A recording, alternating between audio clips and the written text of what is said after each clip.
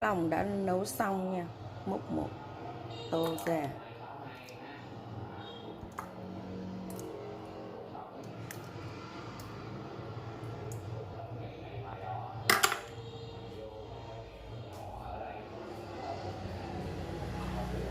Nước mắm này, lòng heo đã sắc sẵn rồi,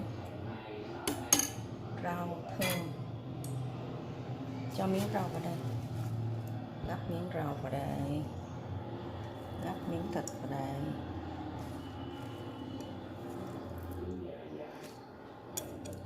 chan miếng nước mắm vào đây,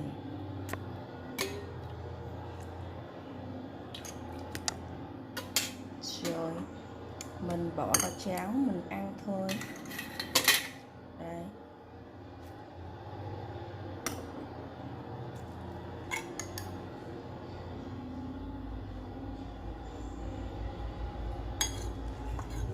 bao tử.